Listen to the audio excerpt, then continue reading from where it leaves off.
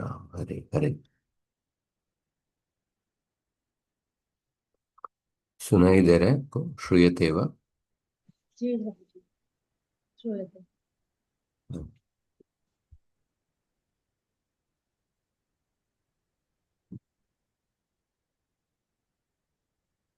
रघुवंश का श्लोक।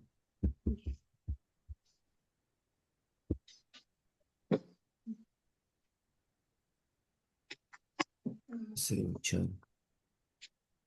जुगोपात जुगोपात्मानमत्रस्थो भेजे धर्ममणातुरः अग्रद्नुरादते सोर्थम् असक्तः सुखमन्मभूत्। ज्ञाने मौनं क्षमा शक्तौ त्यागे श्लाघा विपर्ययः गुणागुणानुबन्धित्वात् तस्य सप्रसवा इव।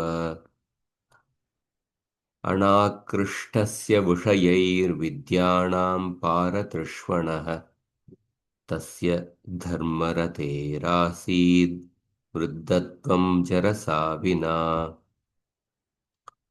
प्रजानां विनयाधानाद् रक्षणाद् भरणादपि स पिता पितरत्तासां केवलं जन्महेतवः।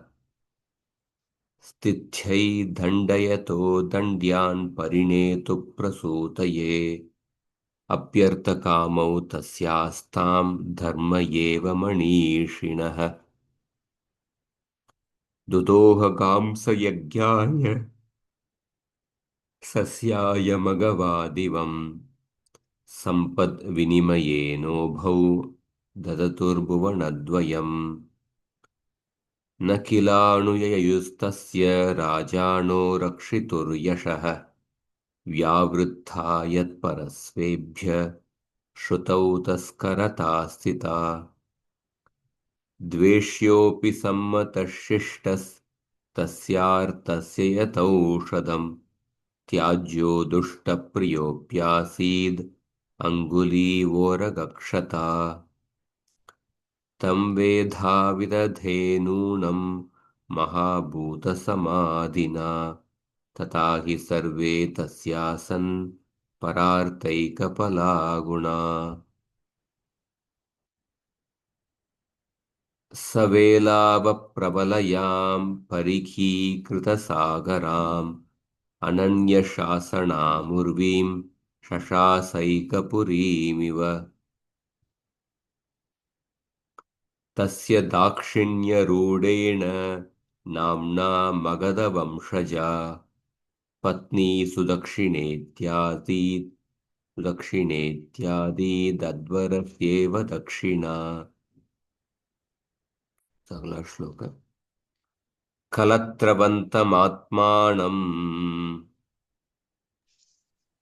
कलत्रवन्तमात्मानम् अवरोधे महत्यपि अवरोधे महत्यपि तया मेने मनस्विन्या तया मेने मनस्विन्या लक्ष्म्या च वसुधाधिपः। लक्ष्म्या च वसुधाधिपः। कलत्रवन्तमात्मानम् अवरोधे महत्यपि तया मेने मनस्विन्या लक्ष्म्या च वसुधाधिपः। इसके पिछले श्लोक में दिलीप राजा की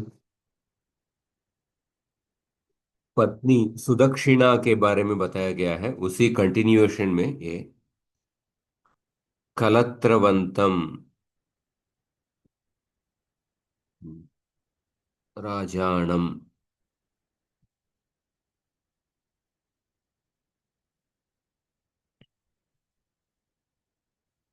कलत्रवंतम आत्मानम अवरोधे महति अपि तया मेने मनस्विन्या लक्ष्म्या च वसुधाधिपः। मेने ये क्रियापद है। लिट लकार के मन धातु के हम देखेंगे लिट लकार में कुछ धातुओं के लिए द्वित्व नहीं होता है या द्वित्व होके अभ्यास का लोप हो जाता है कुछ धातुओं के लिए। ये भी लिट लकार के रूप ही है। पर इधर आपको द्वित्व को नहीं देख रहे हैं। हाँ, जैसे दुदोह, शशास, इधर सब द्वित्व हुआ है, पर इधर द्वित्व होके अभ्यास का लोप हो गया। ये तो अभ्यास लोप है, अभ्यास का लोप और ये तो हुआ है, इसलिए मेणे। कह मेणे वसुधाधिपः, कम मेणे आत्मानं मेणे, कीदृशं मेणे कलत्रवंतं मेने। हाँ, कलत्रवंतं मेने, खया तया, हाँ, कीदृश्या तया, मनस्विन्या तया, कस्मिन् सत्यपि, महती अपि, हाँ, कया च लक्ष्म्या। वसुधाधिपः मतलब भूपालकः, दिलीपराजः, अवरोधे महती अपि, अवरोधे महती अपि इत्युक्ते अंतःपुरवर्गे बहुसंख्याके सति अपि, दिलीपराजस्य अंतःपुर्यां बहुसंख्याकः रानियां, दिलीप राजा के अंतःपुर में अनेक अनेक स्त्रियां थी। उनके अंतःपुर में अनेक स्त्रियां थे, अंतःपुर में बहुसंख्याक स्त्रियां थे, पर फिर भी मनस्विन्या तया, मनस्विन्या इत्युक्ते दृढ़चित्तया, पति चित्त चित्त अनुवृत्त्यादि गुणवत्या, सुदक्षिण्या। उनके अंतःपुर में अनेक स्त्रियां थी, मतलब उनके अनेक रानियां थी, पर फिर भी सुदक्षिणा के गुण क्या था? सुदक्षिणा का गुण मनस्विनी, पति के चित्त के अनुसार, हाँ, अपने व्यवहार, उनके व्यवहार था। उस गुण के वजह से दिलीप महाराज सोच रहे थे कि मैं इनके वजह से, हाँ, मनस्विन्या तया, लक्ष्म्या च, राज्यश्रिया च, आत्मानं कलत्रवंतं मेने, स्वं भार्यावंतम अमन्यत। उनके पास अंतपुर में अनेक स्त्रियां थे, पर फिर भी सुदक्षिणा के, मनस्विनी मनस्विनी सुदक्षिणा के वजह से, सुदक्षिणा के श्रेष्ठ गुणों के वजह से राजा ऐसा मानते थे कि मैं मैं कलत्रवान हूं, मैं भार्यावान हूं। हाँ, मतलब ये जो रानी के गुण से इतना प्रभावित थे, इतना आकर्षित थे, कि इनके वजह से वो सोच रहे थे कि मैं कलत्रवान हूं। तो वसुधाधिपः अवरोधे महती अपि, तया मनस्विन्या लक्ष्म्या च, आत्मानं कलत्रवन्तं मेने। अवरोधे महती अपि बहुवल्लभाः राजानः, वसुधाधिपः राज्ञाः सुदक्षिणायाः पतिः, राज्यलक्ष्म्याः च पालकः इति प्रशस्तं मनः अस्याः अस्ति इति मनस्विनी। इसका एक मिनट, टीका का है। कलत्रवंतम इति अवरोधेन्तः, अवरोध मतलब पुरवर्गे, अवरोधे मतलब अंतपुर में, अवरोधेन्तः पुरवर्गे महती सत्यपि, मनस्विन्या, मनस्विनी मतलब दृढ़चित्तया, ये सुदक्षिणा के गुण था। मनस्विन्या दृढ़चित्तया, पतिचित्ताणु पतिचित्ताणुवृत्त्यादि निर्बंध क्षमयेत्यर्थतः, पतिचित्त अणुवृत्त्यादि निर्बंध शमयेत इत्यर्थः अर्थतः तया सुदक्षिणया लक्ष्म्या च आत्मानं कलत्रवन्तं भार्यावन्तं मेने।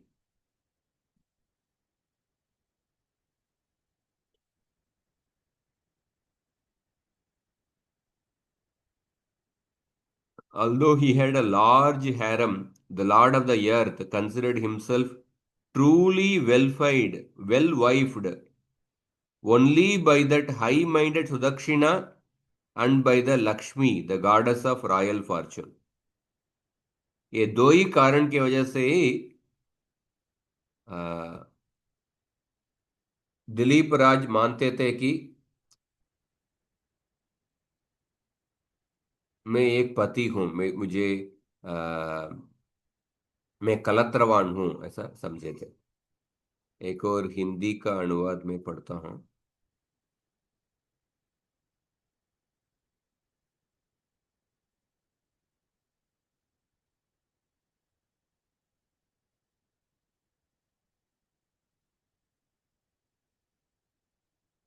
उस राजा दिलीप ने अपने मन के अनुरूप उस सुदक्षिणा में नहीं,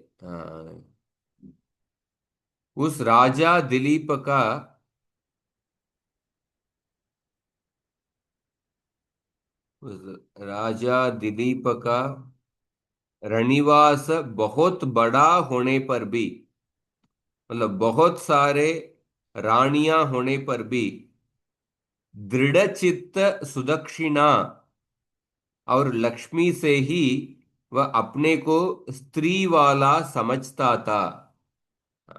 कलत्रवंतम आत्मानं कलत्रवंतम मेने अवरोधे महत्यपि मनस्विन्या हाँ, मनस्विन्या सुदक्षिणया लक्ष्म्या च आत्मानं कलत्रवंतं मेने तया मनस्विन्या सुदक्षिणया तया इत्युक्ते सुदक्षिणया आत्मानं कलत्रवन्तं मेने। अवगतं वा? हाँ प्रभुजी।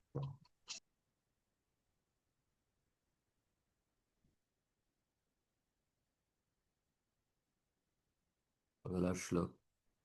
तस्या तस्यात्मा तस्यात्मा तस्य आत्मानुरूपायाम् आत्मजन्म समुत्सुकः। तस्यामात्मानुरूपायाम् तस्यामात्मानुरूपायाम् आत्मजन्म समुत्सुकः आत्मजन्म समुत्सुकः विलम्बितफलैकालम् विलम्बितफलैकालम् सनिनाय मनोरथैः सलिनाय मनोरथैः तस्यामात्मानुरूपायामात्मजन्मसमुत्सुकः विलम्बितफलैकालं सनिनाय मनोरथैः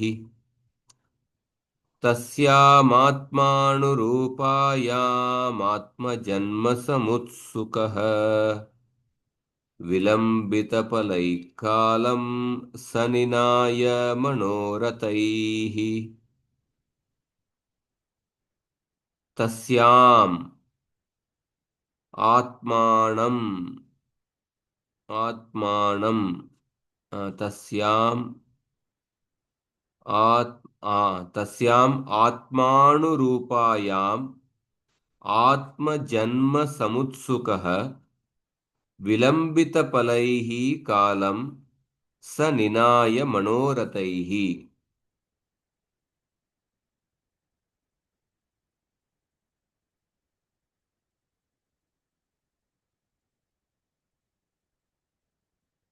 पुत्राभिलाषी दिलीपः। सो तस्याम,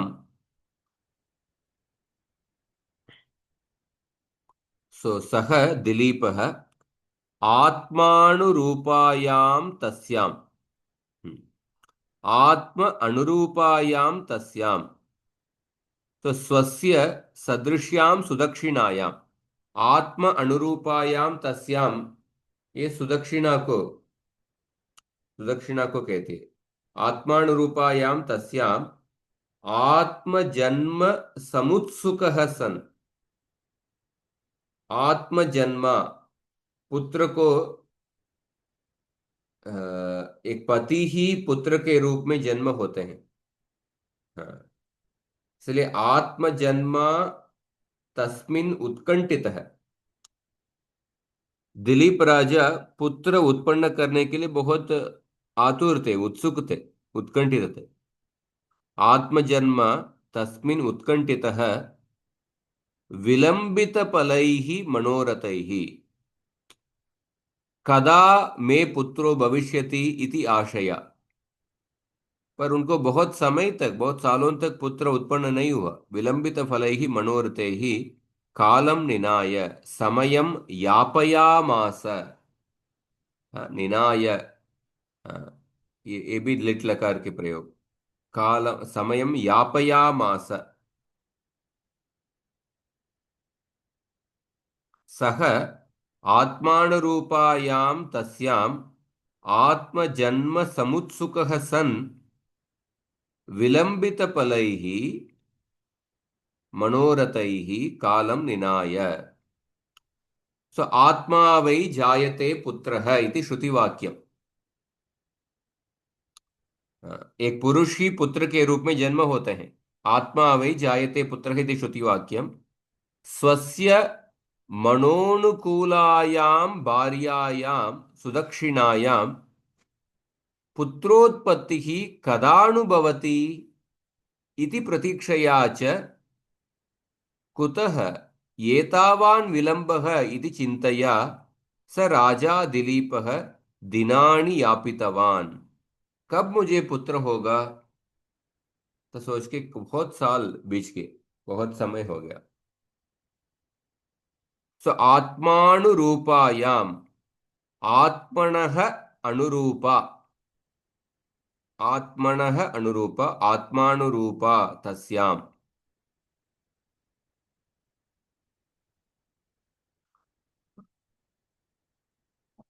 आत्मजन्म समुत्सुकः। सो आत्मजन्म, आत्मनः जन्म यस्य असौ, सह आत्मजन्म। मतलब पुत्र बहुव्रीहि समास को कहता है। आत्मनः जन्म यस्य असौ आत्मजन्म, आत्मजन्म समुत्सुकः आत्मजन्मनि समुत्सुकः, विलंबित फलैः, विलंबितं फलं येषां ते विलंबित फलाः तैः मनोरथैः, मनसः रताः इव मनोरथाः तैः।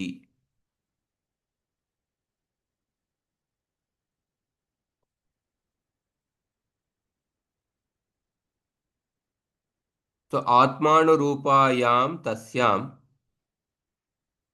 आत्मनो जन्म यस्य यस्यासावात्मजन्म पुत्रः तस्मिन् समुत्सुकः, यद्वा आत्मनो जन्मनि पुत्ररूपेणोत्पत्तौ समुत्सुकः सन्, पुत्ररूपेण उत्पत्तौ समुत्सुकः सन् आत्मा वै पुत्र नाम असि इति श्रुतेः। हाँ। विलंबितं फलं पुत्रप्राप्तिरूपं येषां तैर्मनोरथैः कदा मे पुत्रो भवेत् इत्याशाभिः कालं निनाय यापयामास। Eager for a son from her, was a worthy match for him. He passed his time with the desires whose fulfillment was long delayed.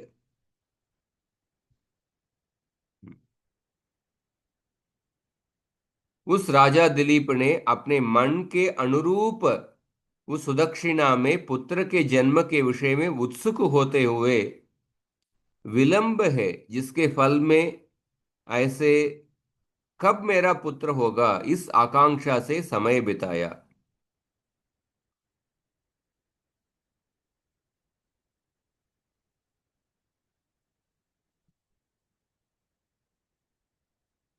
उसके बाद क्या किया वो, हाँ, अगली कक्षा में देखेंगे। अभी व्याकरण थोड़ा, हाँ, देखते हैं। तो अभी तक हमने निजंत धातु, आतिदेशिक धातुओं में निजंत धातु और बावे प्रयोग और कर्मणि प्रयोग, यंग लुगंत और यंगंत, ये चार आर्ध धातु के देखे हैं। हाँ, अभी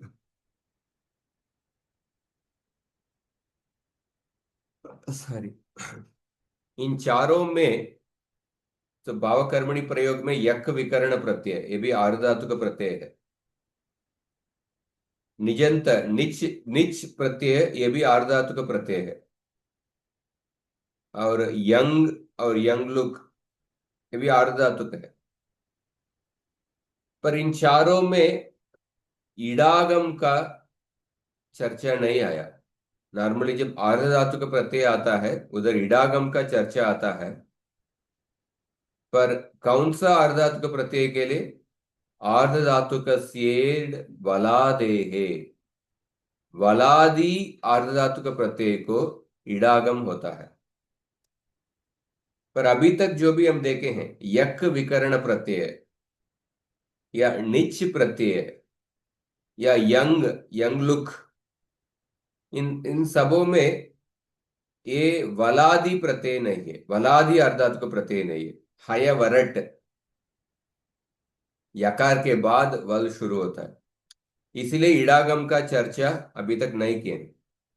पर अभी अभी अभी से जो हम लुट लकार में देखेंगे, लिट लकार में देखेंगे, लिट लकार में देखेंगे, लुंग लकार में, इन सब में इडागम का चर्चा आएगा। तो पहले हम इडागम का देखने वाले हैं। इडागम का चर्चा। प्रभु जी, निच तो वल में आ सकता है ना? नो, निच में आप हमको प्रत्यय में ईत वर्ण लोप करने के बाद ही देखना है। अच्छा। सभी प्रत्ययों का इत संज्ञा लोप होने के बाद भी, हाँ, उस वो प्रत्यय वलादि है क्या वो देखना है। तो निच में ये मूल प्रत्यय निच है, पर चूटू से इत संज्ञा लोप होने के बाद क्या प्रत्यय है? केवल इकार है, ई। ई तो हम्म। वल के अंदर नहीं है। हाँ, हम्म। तो हमेशा इत संज्ञा लोप होने के बाद ही वो हलादी है या आजादी है, हाँ, वो सब देखते हैं। ठीक है, अभी आर्ध धातु का प्रक्रिया, इसमें इडागम का ये सबसे इंपॉर्टेंट है। तो इडागम का विचार बेसिकली दो तरीके से करना है। जैसे सिंपल एग्जांपल में देता हूं, आप बस में चढ़ रहे हैं या ट्रेन में चढ़ रहे हैं, समझ लीजिए बस में या ट्रेन में। सो तीन लोग बैठने का सीट है, उसमें दो लोग बैठे हैं। सो तीसरा आदमी आप बैठना चाहते हैं। सो आप उस समय वो दो लोगों को परमिशन के साथ ही आप तीसरा आदमी बैठ सकते हैं। दो लोग ऑलरेडी बैठे हैं, पर दोनों लोग अनुमति देंगे तो आप तीसरे सीट में आप बैठ सकते हैं। सिर्फ एक आदमी अनुमति दे रहे हैं, दूसरा आदमी अनुमति नहीं दे रहे हैं, तो आप बैठ नहीं पाएंगे। हाँ। तो दोनों का अनुमति चाहिए। तो ईडागम के लिए ईडागम के लिए दो विषय आवश्यकता है। एक, प्रत्यय, प्रत्यय आलोक अनुमति देना चाहिए। कौन सा प्रत्यय ईडागम के लिए अनुमति देगा? वलादि आर्ध धातु का प्रत्यय, यही ईडागम का अनुमति देगा। हाँ। तो और दूसरा है, धातु भी अनुमति देना चाहिए। हम्म, धातु भी अनुमति देना चाहिए, और धातु और प्रत्यय दोनों अनुमति देंगे तो ही वो ईडागम आएगा। तो इसीलिए धातु जब प्रत्यय ईडागम का अनुमति देता है, उस धातु को कैसे कहते हैं, क्या क्या कहते हैं? सेठ धातु, स इट। जब धातु ईडागम का अनुमति नहीं देता है, उन धातुओं को अनिट धातु कहते हैं। जब प्रत्यय ईडागम का अनुमति देता है, उस प्रत्यय को सेठ प्रत्यय दे कहते हैं। प्रत्यय अनुमति नहीं देते हैं, उस प्रत्यय को अनिट प्रत्यय कहते हैं। जैसे देखिए, सेठ प्रत्यय का उदाहरण क्या है? तुमुन प्रत्यय, त्वा प्रत्यय, थ प्रत्यय। हाँ, ये सब सेठ प्रत्यय है, क्योंकि ये सब वलादि अर्धातुक प्रत्यय। वलादि का विचार आपको इत्संज्ञा लोप करने के बाद ही आपको विचार करना है। और अनिट प्रत्यय, अनिट प्रत्यय का उदाहरण देखिए, अनियर प्रत्यय। अनियर प्रत्यय ये वलादि नहीं है। हाँ, या निच प्रत्यय, ये सब अनिट प्रत्यय है। और धातु के दृष्टिकोण से इडागम या सेठ या अनिट, कुछ धातुओं का, कुछ धातु सेठ होते हैं, कुछ धातु अनिट होते हैं, और कुछ धातु वेट होते हैं। वेट मतलब एक पक्ष में इडागम, दूसरे पक्ष में इडागम नहीं होगा, ऐसा, उसको वेट धातु कहते हैं। तो जिन धातुओं से लगने वाले सेठ प्रत्ययों को भी ये इडागम नहीं होता है, ये धातु अनिट धातु कहते हैं। इसीलिए अगर धातु और प्रत्यय दोनों अनुमति देंगे तो अब इडागम होगा। जैसे पट धातु प्लस त प्रत्यय, इसमें इडागम होता है क्योंकि पट धातु भी सेठ है और त प्रत्यय भी सेठ है, इसलिए पटित ऐसा रूप होगा। कृ धातु प्लस त प्रत्यय, इसमें इडागम नहीं होगा क्योंकि त प्रत्यय तो सेठ प्रत्यय है, पर कृ धातु अनिट धातु है, इसीलिए इडागम नहीं होगा। इसीलिए कृत ऐसा ही रूप बनेगा। जब इडागम होगा, आपको वो जो इकार आपको सुनाई देगा, जैसे पटित। पटित में जो इकार किधर से आया है? इडागम से आया है। पट धातु प्लस अणीयर प्रत्यय, इसमें धातु तो सेठ धातु है, पर अणीयर प्रत्यय अनिट प्रत्यय है, इसलिए इडागम नहीं होगा। इसलिए क्या रूप होगा? पठनीय। हाँ, यही रूप होगा। गम धातु प्लस अणीयर प्रत्यय, इसमें प्रत्यय भी अनिट है और गम धातु भी अनिट है, इसलिए इडागम नहीं होगा। इसलिए गमनीय ऐसा ही रूप होगा। ये समझ में आया क्या? अवगतम वा? हाँ हाँ प्रभु जी। अ, पर फिर जो सार्वधातुक प्रत्यय है मतलब शप वगैरह और हम्म। अलग भी कुछ होगा तो वो सब हाँ, अनिट में आएंगे। या सार्वधातुक प्रत्यय में तो इडागम का विचार है ही नहीं। आर्धधातुक प्रत्यय में ही इडागम का विचार है। सार्वधातुक प्रत्यय में कुछ स्पेशल केस हम देखे हैं। एक दो स्पेशल केस में इडागम होता है। हाँ, पर सार्वधातुक प्रत्यय में इडागम कभी भी नहीं होता है, एक दो प्रत्यय को छोड़ के स्पेसिफिक प्रत्यय हमने देखे हैं। पर आर्धधातुक प्रत्यय में ही इडागम का विचार है, और उसमें भी वलादि आर्धधातुक प्रत्यय ही सेठ प्रत्यय होते हैं। हाँ। प्रभु सो जी, और एक कैसे पता चलेगा कि ये धातु सेठ है या हाँ, उसका मतलब। अभी देखेंगे। धातु सेठ है या अनिट है, उसको अभी देखना। तो पहले प्रत्यय प्रत्यय का सेठ अनिट प्रत्यय, इसका पहले विचार करेंगे। तो इसके लिए सबसे अ, उत्सर्ग सूत्र क्या है? आर्ध धातु का सेठ वलादे है। उत्सर्ग मतलब ये जनरल सूत्र। वलादि आर्धधातुक प्रत्यय से इडागमः भवति। आर्धधातुक सेठ वलादे है, ये सामान्य सूत्र है। और इसका कुछ अपवाद सूत्र है। इसका अपवाद सूत्र क्या क्या है? हाँ, नेड वशीकृति, पहला अपवाद सूत्र।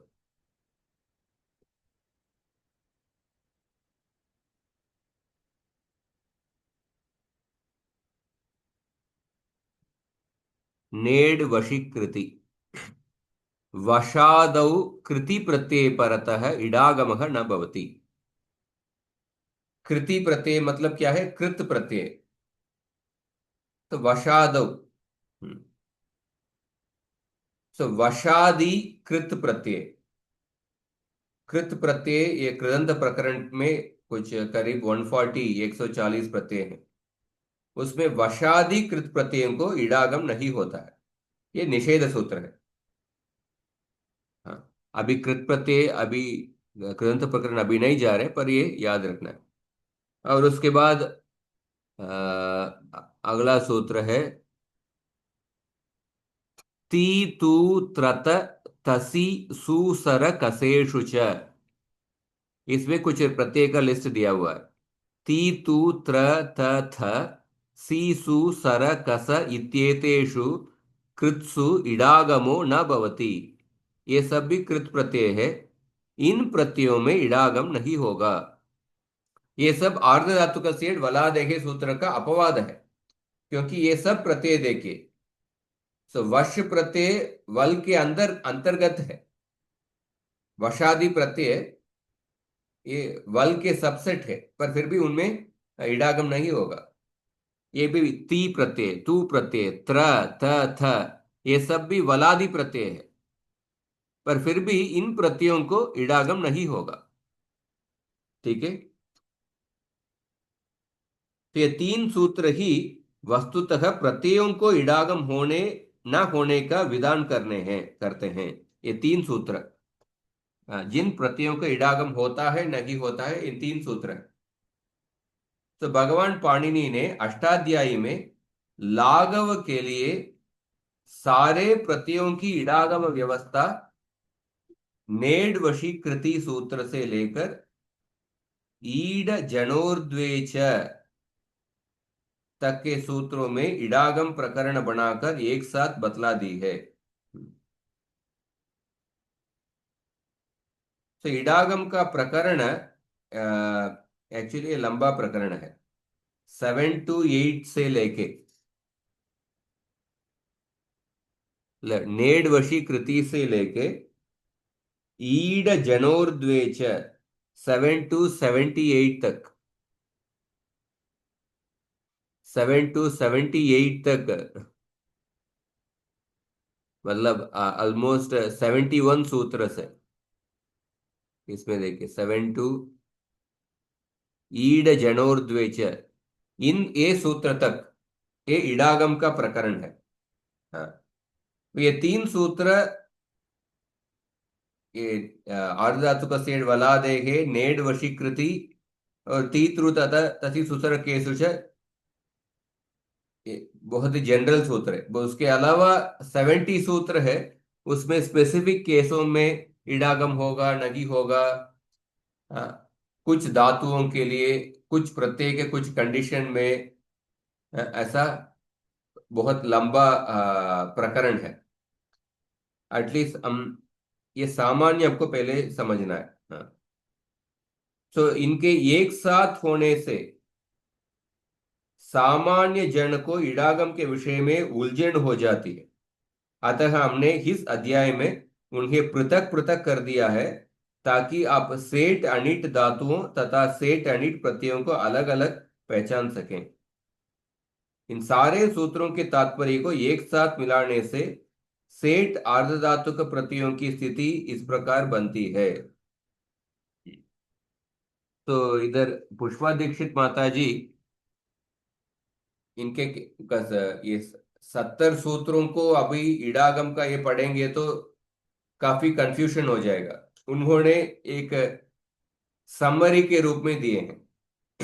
समरी के रूप में तो बोलते हैं कि लिट लकार के प्रत्यय में, लिट लकार अभी नहीं पढ़ रहे हैं, पर लिट लकार के प्रत्यय में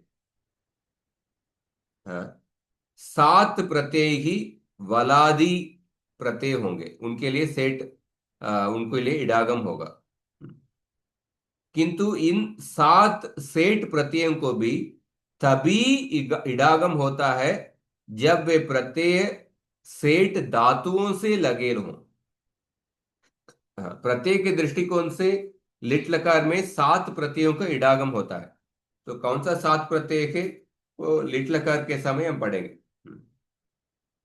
और क्वसु प्रत्यय ये सेठ प्रत्यय है, इसकी इडागम व्यवस्था हम कृदंत में बतलाएंगे, क्वसु प्रत्यय कृदंत में। और शेष प्रत्यय बाकी अन्य प्रत्ययों में ऊपर कहे हुए लिट लकार के 7 प्रत्यय तथा क्वसु प्रत्यय, इन 8 प्रत्ययों के अलावा जो भी आर्धधातुक प्रत्यय बचे उनकी इडागम व्यवस्था इस प्रकार समझें। हाँ, इस प्रकार समझना है।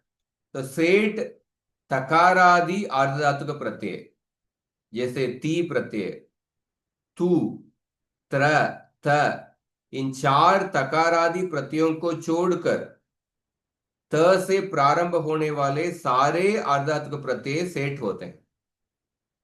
त से आरंभ वाले सारे प्रत्यय सेठ होते हैं, पर 4 प्रत्ययों को छोड़ के, जो इस सूत्र में बताया हुआ है, ती, तू, त्र, त।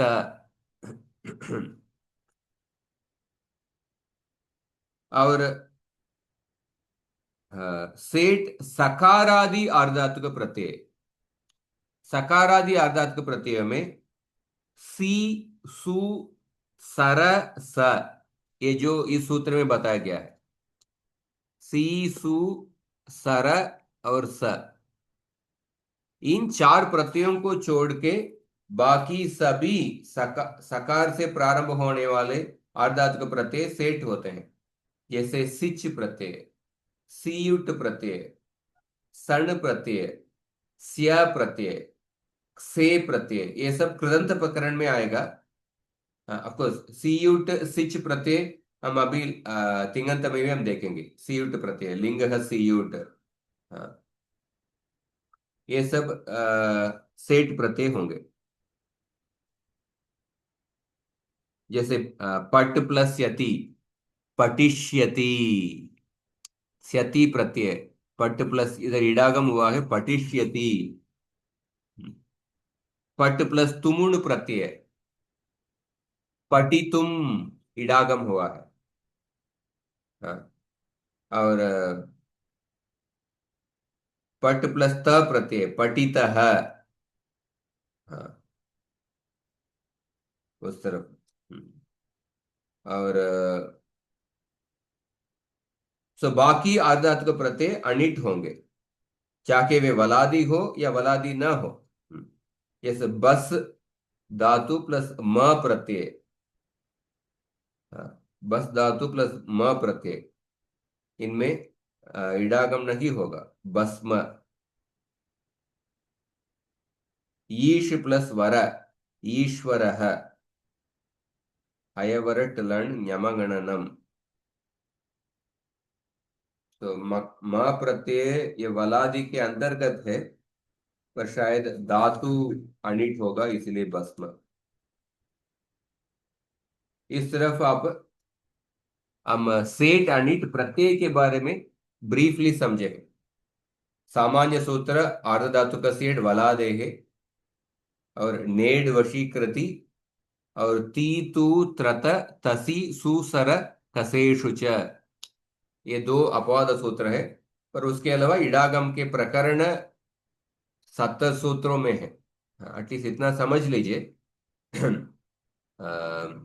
उसके बाद अभी धातु के दृष्टिकोण में किन धातुओं को इडागम होगा, किन धातुओं को इडागम नहीं होगा, ये अभी देखना है। इसके लिए सबसे बेसिक सूत्र है एकाचो उपदेशेणु दात्तात्। हाँ, एकाचो उपदेशेणु दात्तात् इसी प्रकरण में है। देखिए इसके बिल्कुल अगले सूत्र, एकाच उपदेशेणु दात्तात्। यह धातु औपदेशिक अवस्थायाम अनुदात्त एकाच अस्ति तस्मात् परः इडागमः न भवति। कंडीशन देख लीजिए। औपदेशिक अवस्था में अनुदात्त और एकाच, अनुदात्त एकाच, एकाच उपदेशे अनुदात्तात्, उनसे इडागम नहीं होगा, मतलब अन्य धातुओं से इडागम होगा। सो अनेन सूत्रेण अनिट धातोः व्याख्या दीयते। अनिट धातु क्या है इस सूत्र में बताया गया है। यस्मिन् धातौ औपदेशिक अवस्थायाम, औपदेशिक अवस्थायाम इत्युक्ते इत्संज्ञकं स्वरं विहाय, इत्संज्ञकं स्वरं विहाय, इत्संज्ञा निकालने के बाद केवलम एकः एव स्वरः अस्ति, एक ही स्वर है, एकाच है। सच अनुदात्तः अस्ति, वो भी अनुदात्त होना चाहिए। उच्चैरुदात्तः नीचैरनुदात्तः समाहारः स्वरितः, वो अनुदात्त है। तो तादृशात् धातोः परः इडागमः न भवति। अतः एतादृशः धातुः अनिट् अस्ति इत्युच्यते। उदाहरण देखिए, डुक्रुई करणे इत्यत्र ककारात् परः ऋकारः अनुदात्तः अस्ति। तो डुक्रुई करणे आपको डू को तो आदिर निटुडुवः हलंत्यम, हलंत्यम सूत्र से वो इत्संज्ञा लोप होने के बाद कृ बचा है। ये कृ धातु एकाच धातु है और इसमें जो अच है, ऋकार है, ये अनुदात्त है। अतः अस्मात् परः इडागमः न भवति। तो कृ प्लस त्रुच कर्तृ ऐसा होगा, इडागम नहीं होगा। वह प्रापणे इत्यत्र वकारात् परः अकारः अनुदात्तः अस्ति, अतः अस्मात् परः इडागमः न भवति। वह प्लस त इडागम नहीं होगा और कुछ प्रक्रिया के बाद वोड ऐसा रूप होगा। इस तरफ तो एकाच अनेकाच पहचानने की विधि।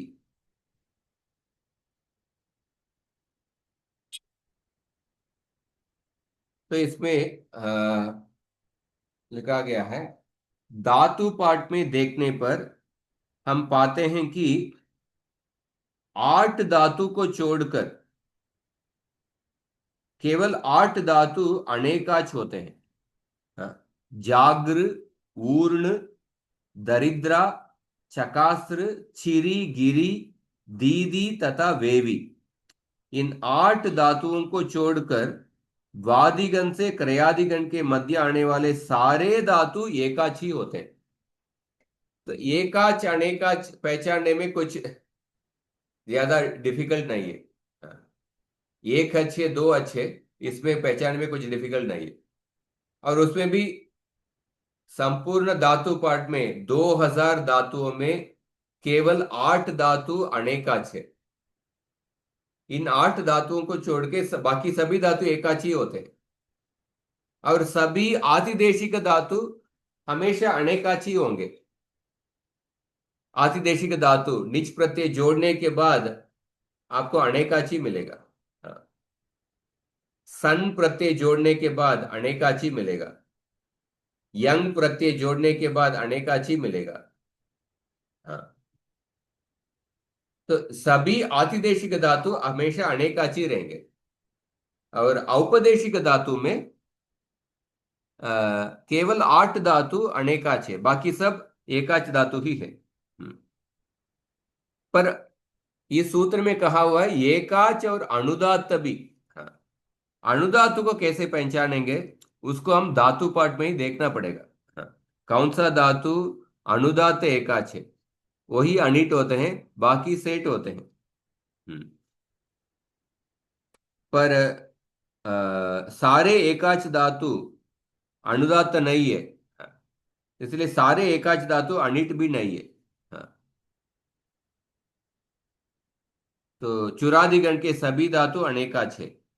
से वादिगण से क्रयादिगण के मध्य आने वाले जो धातु अनुदात्त तथा एकाच होने से अनिट हैं, उनमें भी यदि अगर एक धातु एकाच और अनिट है, पर फिर भी सन प्रत्यय जोड़ रहे हैं या निच प्रत्यय जोड़ रहे हैं, तो अनेकाच हो जाएगा। तो अनेकाच होने की वजह से वो सेठ धातु बन जाएंगे।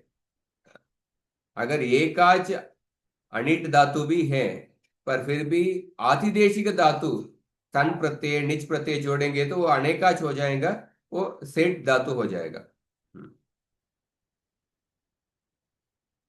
सो अभी अभी सवाल यह है कि हमको एकाच धातु को कैसे पहचानना है। सॉरी, अनुदात्त धातु को कैसे पहचानना है। एकाच धातु तो पहचान सकते हैं धातु को देख के ही, पर यह धातु अनुदात्त है या नहीं है उसको कैसे पहचाने।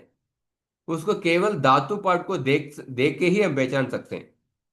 इसमें माता जी लिखे हैं एकाच तो हम देखकर पहचान लेंगे, किंतु अनुदात्त धातुओं को हम कैसे पहचाने। इन अनुदात्त धातुओं को रटने के सिवा और कोई विधि नहीं है। रटने के अलावा दूसरा कोई विधि नहीं है, ऐसा बोल दिए। हाँ। अतः हम एकाच धातुओं के अंतिम वर्ण को वर्णमाला के क्रम से रखकर धातुओं का सेठ अनिट विभाजन दे रहे हैं। इन्हें याद करके ही आप जान सकेंगे कि एकाच धातुओं में से कौन से धातु सेठ है और कौन से अनिट है। आपको समझ में आ रहा है।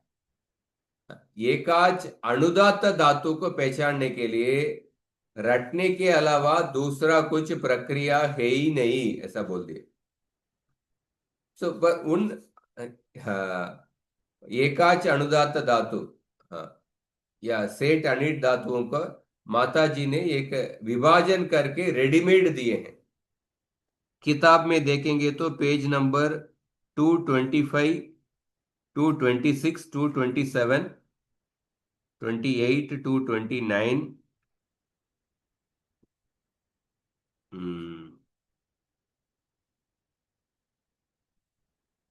225 लेकर 225 से लेकर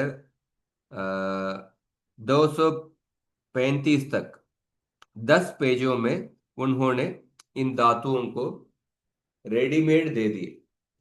तो इसको आप थोड़ा 10 मिनट देखिए। हाँ, रोज इन आप जस्ट आप इन पेजों को देखिए। उसको हम अभी संक्षेप में मैं पढ़ के ये करता हूं। सो आकारांत धातु में कौन सा सेठ कौन सा अनिट, तो इसको सिंपल बता रहे हैं। आकारांत धातु में सारे एकाच आकारांत धातु अनिट ही होते हैं। सारे आकारांत धातु, सो सिंपल, कहानी बहुत सरल है। पा धातु, सो रेडीमेड कुछ फॉर्म भी दे रहे, जैसे तुम प्रत्यय, तव्य प्रत्यय, हम्म, ता प्रत्यय, ये सब सेठ प्रत्यय है। उनसे जोड़ के फॉर्म दे रहे हैं। हाँ, पा धातु, पाता, पातुम, पातव्यम, दाता, दातुम, दातव्यम, धाता, धातुम, दातव्यम। सारे आकारांत धातु अनिट ही होते हैं। बहुत सिंपल कहानी। और एकाच ह्रस्व इकारांत धातु, इकारांत धातुओं में श्वी धातु, श्री धातु, ये दो धातु सेट होते हैं। केवल दो धातु सेट होते हैं, बाकी सभी इकारांत धातु अनिट होते हैं। ये भी सिंपल कहानी है। श्री धातु, श्री धातु में इसे श्री सेवायाम, इसलिए श्रयिता, श्रयितुम, श्रयितव्यम। श्वी धातु में श्वयितुम, श्वयितव्यम। ये दो धातु सेठ है, बाकी सभी, मतलब ये दो धातु सेठ है क्योंकि ये दो धातु अनुदात्त नहीं है। एकाच उपदेशे अनुदात्तात्, ये दो धातु अनुदात्त नहीं है। हाँ, पर बाकी सभी धातु, इकारांत धातु, वो एकाच भी है और अनुदात्त है, ये अनिट होगा। तो जी धातु का जेतुम, जेतव्यम। हाँ, ऐसा। तो इकारांत कहानी सिंपल है। दीर्घ इकारांत धातु, इनमें दो धातु है, शींग धातु और डींग धातु। ये सेट होते हैं, बाकी सभी अनिट होते हैं। सो शींग डींग का शयितुम, शयितव्यम, डयितुम, डयितव्यम, डयिता। बाकी धातु देखिए, नी धातु, इसमें इडागम नहीं होगा। नेतुम, नेतव्यम, ऐसा। और उकारांत धातु, ह्रस्व उकारांत धातु, इनमें से छह धातु सेट होते हैं। स्नु, नु, क्षु, यू, रू, क्ष्णु, ये छह धातु सेट होते हैं। इसलिए यवितुम, यवितव्यम। यू धातु से इडागम होगा, और इडागम होने के बाद सार्वधातु का अर्धातु के जैसे गुण भी हुआ है। हाँ, हाँ, गुण होके और ये चो यवायाव है। हाँ, तो इडागम का वो इकार आप सुन सकते हैं। यवितुम, यवितव्यम, रवितुम, रवितव्यम, नवितुम, नवितव्यम, नविता, स्नविता, क्षविता, क्षणविता। हाँ, ऐसा छह धातु। और बाकी धातु अनिट होते हैं, जैसे हु धातु, यह अनिट होगा। होतुम, होतव्यम, यह अनिट है। और अगला दीर्घ उकारांत धातु, दीर्घ उकारांत धातुओं में सु, धू धातु वेट होते हैं, वेट होते हैं। और सारे एकाच उकारांत धातु सेठ ही होते हैं। तो दो धातु, सु धातु और दू धातु वेट होते हैं, और उसके अलावा सारे एकाच उकारांत धातु सेठ ही होते हैं। जैसे भू धातु भविता, भवितुम, भवितव्यम, ऐसा। ह्रस्व ऋकारांत धातु, इनमें से दो धातु वृंग और वृणी धातु सेठ होते हैं। इसलिए वरितुम, वरितव्यम, सरो। इन दो को छोड़कर सारे एकाच ऋकारांत धातु, एकाच धातु अनिट ही होते हैं। जैसे कृ धातु कर्तुम, कर्तव्यम, ऐसा। दीर्घ ऋकारांत धातु, ये सभी सेठ होते हैं। हाँ, तृ धातु, सभी सेट होते हैं। सिंपल कहानी।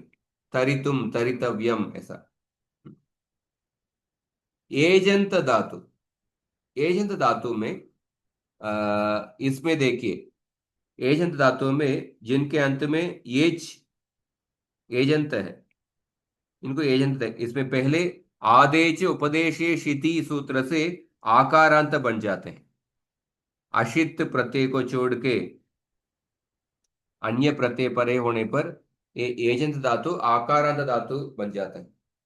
तो ये सब भी आकारांत धातु होने की वजह से अनिट हो जाएंगे। हाँ। अनिट हो जाएंगे। द्यई धातु को पहले द्या बनाना है उसके बाद ये अनिट है। ज्ञाता, ज्ञातव्यम, ज्ञातुम, गाता, गातुम, गातव्यम। तो सिंपल कहानी है। यह एकाच अजंत धातुओं में से सेठ तथा अनिट धातुओं को अलग अलग पहचानने की विधि पूर्ण हो गई। तो अजंत धातुओं का कहानी बहुत सिंपल है।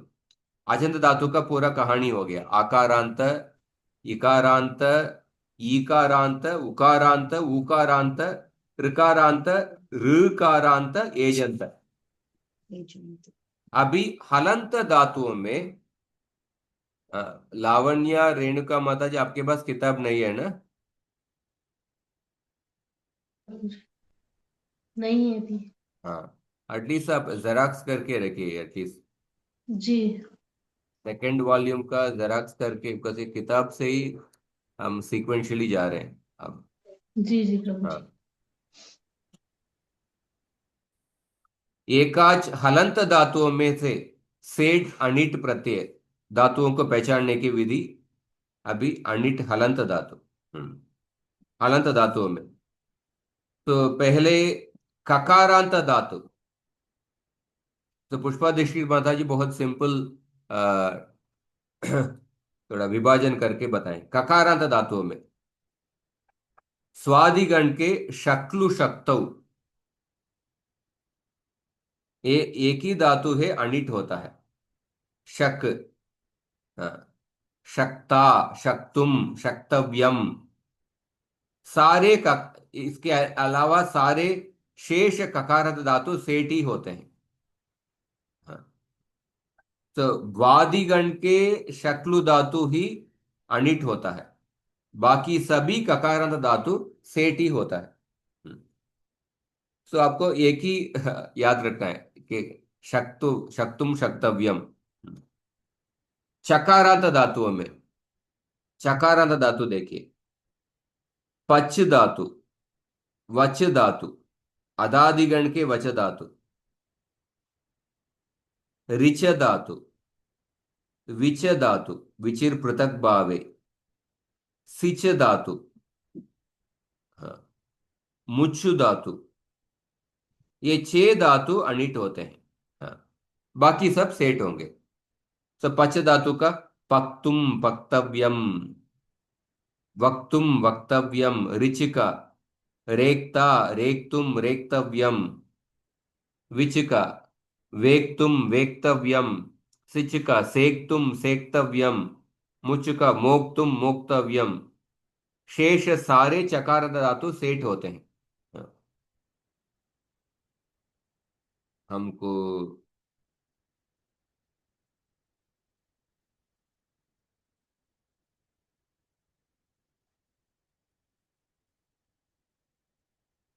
चकारांत धातुओं में, चकारांत धातु में प्रच्छ धातु, ये एक धातु अनिट होता है।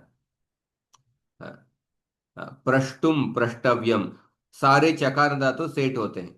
हाँ, जकारांत धातु में 15 धातु बताया गया, 15 धातु अनिट होते हैं, बाकी सभी सेठ होते हैं। 15 धातु, त्यज, बज, यज, निज, विज, भुज, युज, रुज, सृज, बंज, रंज, संज, स्वंज, मज्ज, ब्रज। हाँ, ये 15 धातु अनिट होते हैं। हाँ, तो कुछ में आपको एटलीस्ट रोज इसको ग्लांस करेंगे तो आपको आपके मन में बैठेगा। रोज इस धातुओं को देखिए और उस रूपों को आप जस्ट उच्चारण कीजिए, रटने का मतलब ऐसा ऐसा ही रटन हो जाएगा। एकाच दकारांत धातुओं में, इसमें भी 15 धातु दिया हुआ है। अध धातु, अत्तुम, अत्तव्यम, पत्तुम, पत्तव्यम, शद धातु का शत्तुम, शत्तव्यम, सदक, सत्तुम, सत्तव्यम, हत्तुम, हत्तव्यम, खेतुम, केतव्यम, चेतुम, चेतव्यम, बेतुम, बेतव्यम, विद, वेतुम, वेतव्यम, विदक, वेतुम, वेतव्यम, स्विदक, स्वेतुम, स्वेतव्यम, क्षुदक, क्षोतुम, क्षोतव्यम, तुदक, तोतुम, तोतव्यम, नुदक नोतुम नोतव्यम, स्कंदक स्कंतुम स्कंतव्यम। ऐसा। इसमें एक कमेंट दिया हुआ है, विद धातु चार विद धातु है।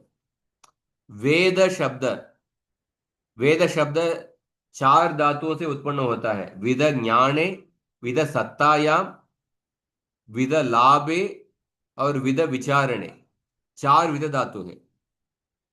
इनमें से दिवादि तथा रुदादिगण के विद धातु ही अनिट होते हैं, और अदादिगण तथा तुदादिगण के विद धातु सेट होते हैं। इस तरफ दिया हुआ है। एकाच दकारांत धातुओं में से कुछ 11 धातु अनिट होते हैं। व्यद धातु, व्यद्दुम व्यद्दव्यम, सिद सेद्दुम सेद्दव्यम, क्रुद क्रोद्धुम क्रोद्धव्यम।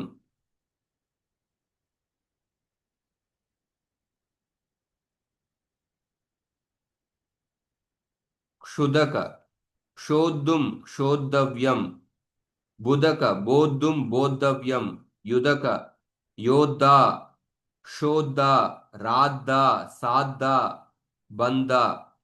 बाकी सभी दकारांत धातु सेट होते हैं। इसमें ध्यान देना है कि बुध धातु दो प्रकार के हैं। वादिगण का बुध धातु सेट होते हैं, इससे इडागम होकर बोधिता बनता है। दिवादिगण का बुध धातु अनिट होते हैं, इससे इडागम न होकर बोधा बनता है। तो ये सब थोड़ा याद रखना अभ्यास से ही होता है। चलिए। एकाच नकारांत धातु देखिए। नकारांत धातु में मन धातु और हण धातु, ये दो धातु अनिट होते हैं। थोड़ा सिंपल कहानी है। मंतुम हंतुम हंतव्यम मंतव्यम, बाकी सभी नकारांत धातु सेट होते हैं। हाँ।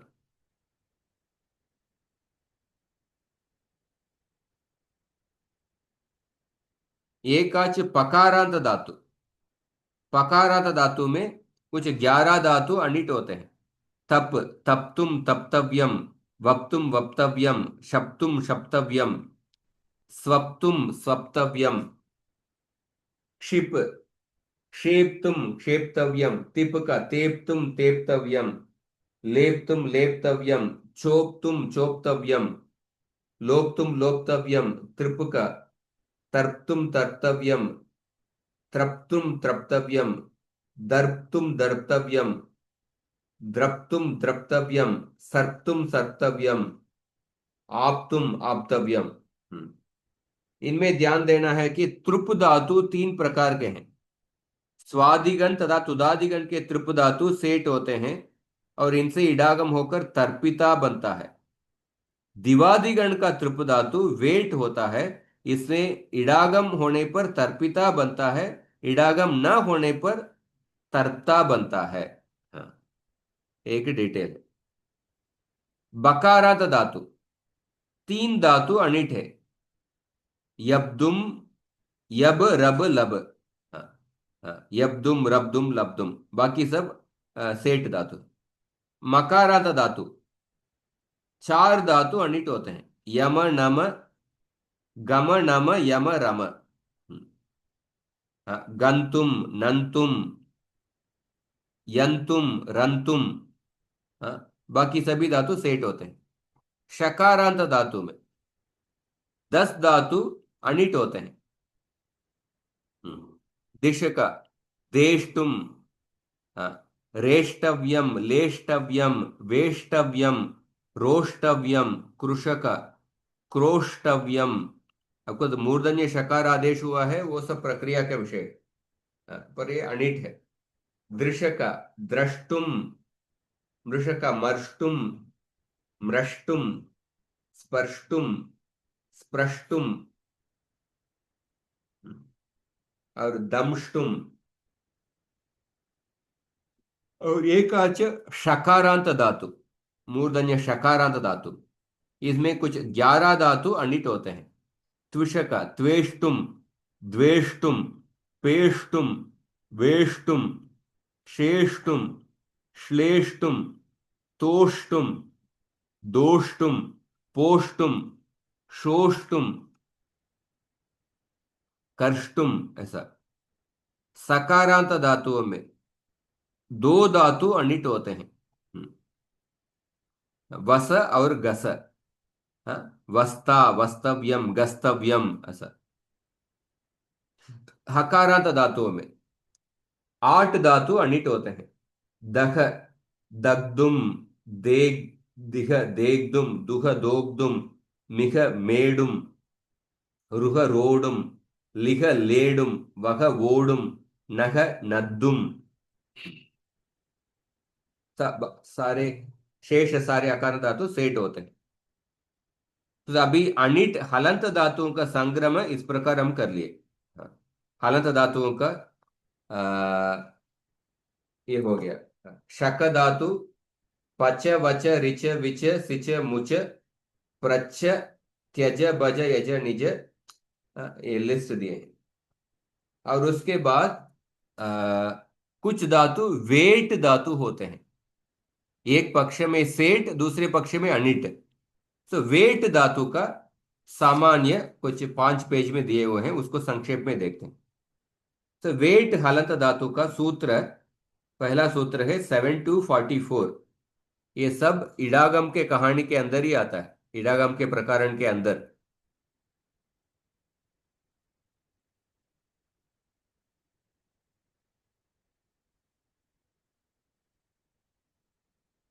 स्वरति सूति सूयति दूयूदितो वा। स्वरु धातु, अदादिगण का सु धातु, दिवादिगण का सु धातु, स्वादि तथा क्रयादिगण का धूनि धातु, और सारे ऊदित धातु। ऊदित धातु मतलब क्या है? ऊ की सब में उकार का एक समझाओ। सारे उदित धातुओं से परे आने वाले सेठ आर्ध धातु के प्रत्ययों को विकल्प से इडागम होता है। हाँ, इन धातुओं को विकल्प से इडागम होगा, ये वेट धातु कहते हैं। उदित धातु मतलब जिस धातु में ऊकार का इत्संज्ञा है। हाँ, उन धातुओं का लिस्ट दिया हुआ है। अक्षु, तक्षु, त्वक्षु, तंचु, ओवृश्चु, ऐसा। यहां ध्यान देना है कि स्वादिगण तथा क्रयादिगण के दुई कंपने धातु ही वेट होते हैं। तुदादिगण का दु विदनने धातु तथा चुरादिगण का दुई कंपने धातु सेट होता है। हाँ, ये सब इतना डिटेल्स है। इनसे परे आने वाले सेठ प्रत्ययों को नित्य इडागम होता है। तो इसके लिए देखिए, ये वेट धातु होने की वजह से एक पक्ष में इडागम, दूसरे पक्ष में इडागम नहीं है, उसका सब लिस्ट दिया हुआ है। ये स्फुरु धातु का स्वरतुम, स्वरितुम दोनों रूप। सु धातु का सोतुम, सवितुम। सो, हाँ, दु धातु का धोतुम, दवितुम। ऊदित धातुओं का देखिए, तंचु, तंतुम, तंचितुम। तो जब इडागम नहीं होगा उस समय कोई प्रक्रिया होके तंतुम, चकार का चोहो कुहू वो सब सूत्र चकार आदेश हो गया। हाँ, पर जब इडागम आता है चोहो कुहू वगैरह नहीं होगा, इसीलिए तंचितुम ऐसा रूप। हाँ, वो वृश्चु धातु का देखिए, वृष्टुम, वृश्चितुम। अंचु धातु का अंतुम, अंचितुम। मृजु का मार्ष्टुम, मार्जितुम। क्लिदु का क्लेतुम, क्लेदितुम। स्यंदु का स्यंतुम, स्यंदितुम।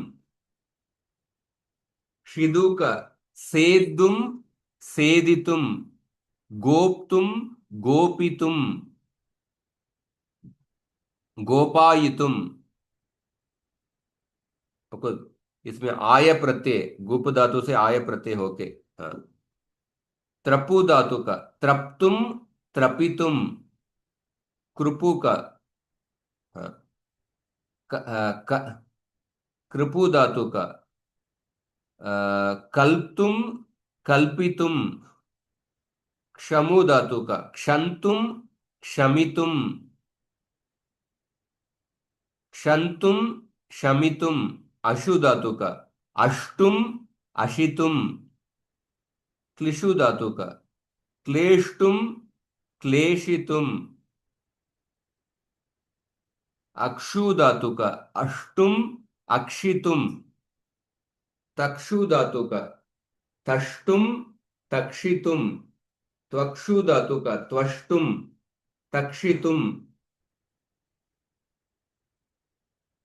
गाहु धातु का, गाढ़ुम गाहितुम, गुहु धातु का, गोडुम गूहितुम, गोडुम गूहितुम, गृहु धातु का, गर्डुम गर्हितुम,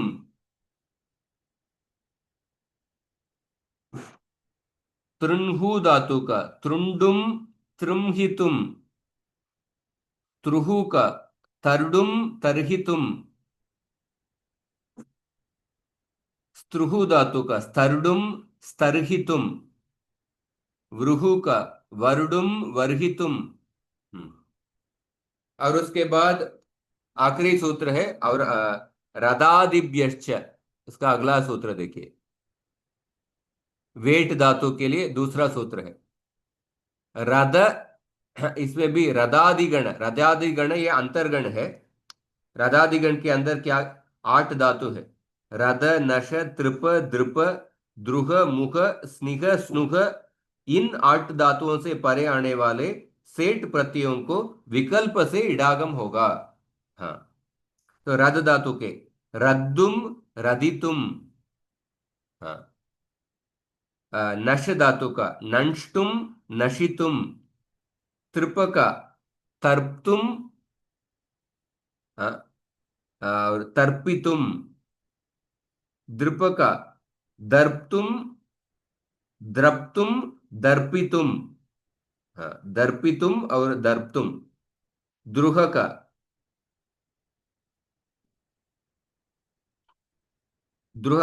द्रोग्दुम द्रोहितुम, हाँ, द्रोडुम, मुख धातु का मोग्दुम मोहितुम,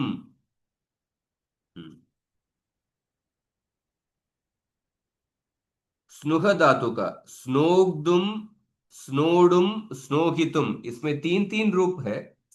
उसमें एक रूप इडागम का, दूसरे 2 रूप बिना इडागम का। उसमें कुछ विकल्प, इसमें से सोडुम मोडुम वो ऐसा रूप भी होता है। हाँ, क्योंकि प्रत्यय थोड़ा बदल जाता है। हाँ, स्निह धातु का स्नेग्दुम स्नेडुम, ये बिना इडागम का। स्नेहितुम, ये इडागम। इडागम पक्ष में हकार को हम सुन पा रहे हैं। जब इडागम ना होता है उस समय हकार का डकारादेश या दकारादेश होके स्नेग्दुम स्नेडुम ऐसा रूप सुन रहे। जैसे द्रुह धातु में इडागम पक्ष में द्रोहितुम ऐसा हकार ही हम सुन रहे हैं। जब इडागम नहीं होता है, हकार का डकार आदेश होता है द्रोडुम, या हकार का दकार आदेश होके द्रोग्दुम ऐसा। और आखिरी सूत्र है निरह कुशः का अगला सूत्र। हाँ, निर उपसर्ग पूर्वक कुश धातु से परे आने वाले सेठ प्रत्ययों को विकल्प से इडागम होता है। कुश धातु पर निर उपसर्ग पूर्वक, हाँ, उस समय ये वेट होगा। हाँ, सो निर प्लस कुश, निष्कोष्टा निष्कोषिता, निष्कोष्टुम निष्कोषितुम, निष्कोष्टव्यम निष्कोषितव्यम। इस तरफ कुल मिला के इन 3 सूत्रों में कौन सा 3 सूत्र? स्वरति सूति सूय सूयति दूयोदितो वा रदादिभ्यश्च निरह कुशः। इन 3 सूत्रों में 37 धातुओं को 37 धातु वेट धातु बन गए। हाँ, हाँ, 37 धातु वेट धातु बन गए। तो यहाँ यह ध्यान देना चाहिए कि जहां एक आकृति के अनेक धातु हैं, वहां हमने स्पष्ट निर्देश करके कोष्टक में उस गण का नाम लिख दिया है। जैसे विद धातु, 4 विद धातु है, उसमें 2 विद धातु सेठ होते हैं, 2 विद धातु अनिट होते हैं, उसका स्पष्ट रूप में लिखे हैं। क्योंकि कुछ धातु एक अनुधातु होते हैं, कुछ धातु अनुधातु नहीं होते हैं, उसके अनुसार। हाँ, इससे हाँ ये जानना चाहिए कि जिसका नाम नहीं लिखा है वह सेठ ही है। हाँ, और सेठ हलंत धातु, अनिट और वेट धातुओं से जो हलंत धातु नहीं पढ़े गए हैं वे सबके सब सेठी धातु होते हैं, ये जानना चाहिए। तो इस चैप्टर में माता जी ने कौन सा धातु अनिट है, अनिट धातु का संख्या कम है, इसलिए अनिट धातु का वो सीधे साधे लिख लिए। और वेट धातु जो 3 सूत्रों में बताए हुए वो 37 धातु को बता दिए। और बाकी सभी धातु जो लिखे नहीं है वो सेठ धातु है। हाँ, यदा ककारांत, गकारांत, गकारांत, जकारांत, हाँ, बकारांत, हाँ, अंतस्तांत धातु इन धातुओं में नहीं पढ़े गए हैं, ये सब धातु सेठ ही होंगे। हाँ, और सो हम कुल मिला के 223 से लेके 223 पर हम पढ़ चुके हैं कि कुल 30 आर्ध धातु के प्रत्यय सेठ हैं। कुल मिला के 30 आर्ध धातु के प्रत्यय सेठ प्रत्यय होते हैं। ये 30 प्रत्यय जब किसी सेठ धातु से लगेंगे तब इन प्रत्ययों को नित्य इडागम होगा। ये 30 प्रत्यय जब किसी वेट धातु से लगेंगे तब इनसे विकल्प से इडागम होगा। ये 30 प्रत्यय जब किसी अनिट धातु से लगेंगे हम इनसे इडागम नहीं होगा। तो इस तरफ यह सेठ अनिट तथा वेट धातुओं का पहचानने का तथा सेठ अनिट प्रत्ययों को पहचानने की औत्सर्गिक अर्थात मूलभूत सामान्य व्यवस्था है। किसी भी सेठ आर्धातु को प्रत्यय के लगने पर आपको यह विचार करना ही है कि धातु सेठ है, अनिट है अथवा वेट है। अतः इसे बुद्धि में सम्यक धारण कर लीजिए। तो अटली आप इस कक्षा के संक्षेप ये है कि प्रत्यय सेठ या वेट है, उसके लिए 3 सूत्र हम देखे हैं। मेनली सामान्य सूत्र आर्ध धातु का सेठ वलादे है, नेड वशीकृति और ती तू त्रत सुसर कसेशु च। हाँ, ये 2 अपवाद सूत्र है। उसके अलावा अनेक सूत्र कुछ स्पेसिफिक केस में वो अलग है, पर ये सामान्य सूत्र है।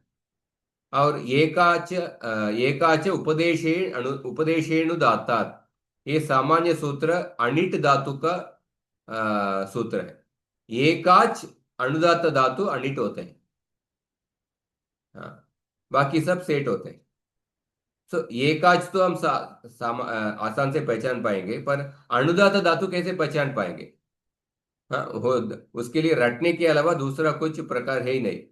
इसलिए माता जी ने स्पष्ट रूप में जो अनिट धातु जो कम संख्या का है उसको आकार धातु में किस प्रकार के इकारांत, उकारांत, उकारांत, ईकारांत, ऋकारांत और शकारांत, हाँ, और ककारांत, इस तरह उसमें कौन कौन सा अनिट है वो सीधा बता दी। और इसके अपवाद, हर व्यवस्था के कुछ न कुछ अपवाद होते हैं। अपवादों को सामने रखकर ही कोई न कोई भी कार्य करना चाहिए। सो प्रत्येक प्रत्यय के लिए इडागम व्यवस्था के अपवाद तत्त स्थलों में ही बतलाएंगे। उसके अलावा ये अभी तक जो सामान्य सामान्य इडागम का कौन सा अनिट धातु सेठ धातु हम पढ़ लिए, पर प्रत्येक प्रत्यय के लिए कुछ अपवाद होंगे, उसको उस स्थल में पढ़ेंगे। तो जिस भी प्रत्यय को लगाकर आपको रूप बनाना हो उसके लिए इस मूल इडागम व्यवस्था के साथ उसकी अपवाद व्यवस्था को एक साथ सामने रखकर काम करना चाहिए। ये पंचोपांग कार्य कहे गए। इनमें से द्वित्व अभ्यास कार्य तो लिट लकार सन चंग प्रत्यय यंग श्लू इन 5 प्रत्ययों के परे होने पर ही होता है, अन्यत्र नहीं। द्वित्व अभ्यास कार्य, द्वित्व अभ्यास कार्य 5 प्रत्यय, लिट लकार, सन प्रत्यय, चंग प्रत्यय, यंग प्रत्यय और श्लू प्रत्यय। श्लू प्रत्यय हम जुहोती आदि गण में देख लिए, यंग प्रत्यय पढ़ लिए हैं, और लिट लकार में होगा सन, और चंग प्रत्यय वो लुंग लकार में होगा। इसलिए लिट सन चंग यंग श्लू से भिन्न प्रत्यय आने पर आप प्रत्ययादेश, धात्वादेश, इडागम और अतिदेश, इन 4 उपांगों का ही विचार करें। इन 5 प्रत्यय में द्वित्व अभ्यास होगा, पर इनसे भिन्न प्रत्यय आने पर प्रत्ययादेश, धात्वादेश, इडागम और अतिदेश, इन 4 उपांगों का ही विचार करना है। उसके बाद अंग कार्य करें और सबसे अंत में संधि करें, यही क्रम है। इस तरह इडागम का हम संक्षेप में देख लिया। अभी अगला कक्षा में हम लुट लकार प्रारंभ करेंगे। लुट लकार, अनद्यतने लुट, अनद्यतन भविष्यत काल में लुट प्रत्यय होता है, लुट लकार होता है। लुट लकार का प्रारंभ करें। अवगतम व? कुछ प्रश्न है तो पूछिए। प्रभु जी होगा। आम प्रभु जी। इसमें मेनली आपको जस्ट कौन सा ये जो 10 पेज को रोज थोड़ा पढ़िए। हाँ, और लावण्य, तुम पढ़ रहे हो क्या? हफ्ते में जो हम सिखा रहे हैं उसको किताब से रिवीजन कर रहे हैं क्या?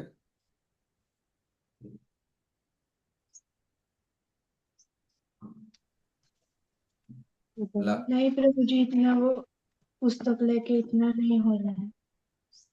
पुस्तक है ना वो स्कूल में है ना? हाँ। पुस्तक से रिवीजन नहीं करोगे तो आपको याद नहीं रहेगा एक्चुअली। हर हफ्ते का जो भी अभी तक पढ़े हैं आपको पुस्तक से एक बार एटलीस्ट पढ़ना चाहिए। प्रैक्टिस करना चाहिए। हाँ, यंग यंगंत, यंग लुगंत, विजंत का। हाँ, ऐसा पेंडिंग रखेंगे तो आपको ये नहीं होगा बाबू, प्रैक्टिस करना ही चाहिए actually। हम इतना आगे बढ़ चुके हैं, नहीं तो ईडागम का रिवेश कीजिए, यंगंत यंग लुगंत का रिवेश कीजिए, भावकर्मणी प्रयोग हर हफ्ते का एटलीस्ट जो ईडागम का एक चैप्टर का जो पढ़े हैं बस उसको रिवेश करना ही है, नहीं तो आप आपके रिवेश नहीं करेंगे तो आपको याद नहीं होगा, दृढ़ नहीं होगा। तो स्टूडेंट के लिए परावलोकन बहुत ही आवश्यक है। कक्षा के बाद दोबारा उसको रिवाइज करना बहुत इंपॉर्टेंट है।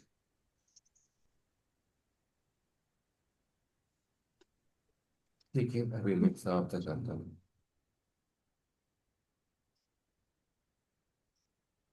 प्रभु जी हरि बोल। हाँ, अगले वीक में दिवाली के लिए छुट्टी मिलेगी, मतलब सैटरडे संडे। अच्छा अगले हफ्ते, हाँ ओके। हाँ, दिवाली कौन सा तारीख? नेक्स्ट सैटरडे 18 या 19 है। हाँ, सैटरडे को भी मैं ट्रेन में रहूंगा। सैटरडे को तो कक्षा सुबह नहीं देगा। ठीक है, हम छुट्टी लेते हैं। हाँ। पर आपको रिवीजन रिवीजन करना है, बस ये रिवीजन नहीं करेंगे तो इसका कुछ मतलब ही नहीं है कक्षा का। हाँ। जी प्रभु जी, हम हाँ, पुस्तक से पढ़ रहे हैं। आप आर्टिस्ट जेराक्स लीजिए। हाँ, हाँ। जेराक्स के बाइंडिंग, सेकेंड वॉल्यूम लावण्य। हाँ, घर पे होगा तो आप तुरंत रिवीजन कर सकते हैं।